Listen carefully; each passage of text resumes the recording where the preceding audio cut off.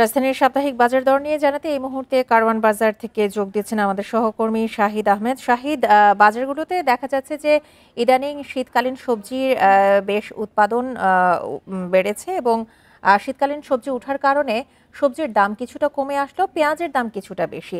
পেঁয়াজের দাম হঠাৎ বৃদ্ধির কারণটা কি, আর সবজির বাজার দর কেমন দেখছেন?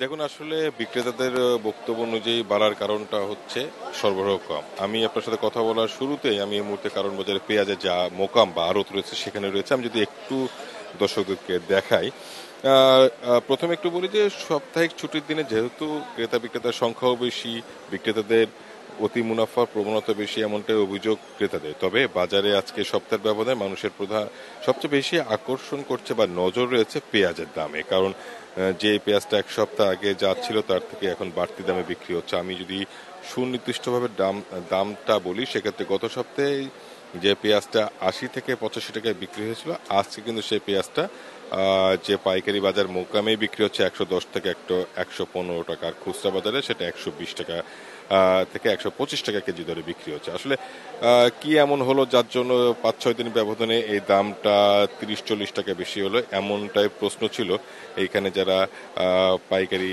বিক্রেতা, ব্যাপারী, মোকামদার তাদের কাছে। তারা যেটা বলছে আসলে সেই একই পুরনো কথা, যে সরবরাহ সংকটের কারণে দামটা বাড়তি। আরও নির্ধারিত করে বললে যে এখন শুধুমাত্র যে দেশি পেঁয়াজটা রয়েছে কৃষকের ঘরে, সেই দেশি পেঁয়াজটা কিন্তু শেষ পর্যায়ে নতুন যে পেঁয়াজটা, মুড়ি কাটা জাতের পেঁয়াজ, সেটা কিন্তু আরও ১ থেকে ১.৫ মাস ২ মাস পরে উঠবে। এবং কিছুদিন আগে অতিবৃষ্টিতে কিছু ফলন নষ্ট হওয়ার ফলে এই যে ঘাটতি রয়েছে, এটার জন্য নাকি দামটা বৃদ্ধি, এমনটা জানাচ্ছেন যারা আড়ত মালিক এবং যারা পাইকারি বিক্রেতা।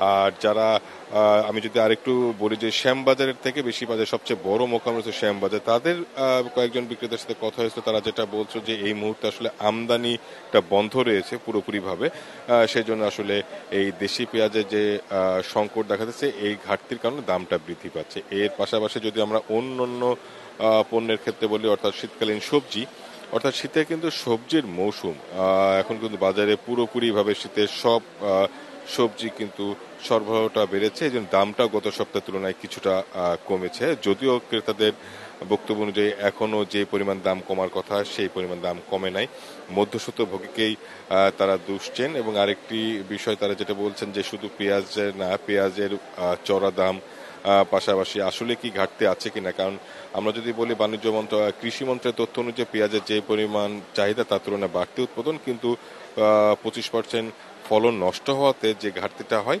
সেটার জন্য আসলে পেঁয়াজের যে পরিমাণ আমদানি করার প্রয়োজন বলছে ব্যবসায়ীরা, সেই পরিমাণ আমদানি করার প্রয়োজনের কথা এখনো পর্যন্ত সরকারি দপ্তর থেকে বলা হচ্ছে না। সুতরাং এখন আসলে ভোক্তাদের দাবি যে আসলে তদন্ত করে দেখা হোক, বা সরকারি তদারকি সংস্থা যে আসলে কি পেঁয়াজের বাড়তি দামের কারণটা কি।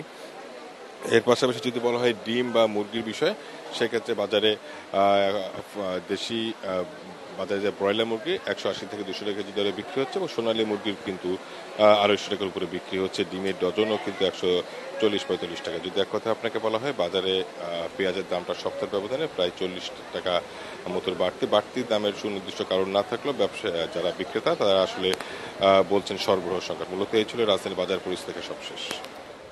রাজধানীর কারওয়ান বাজার থেকে সাপ্তাহিক বাজার দর নিয়ে জানাচ্ছিলেন সহকর্মী শাহিদ আহমেদ।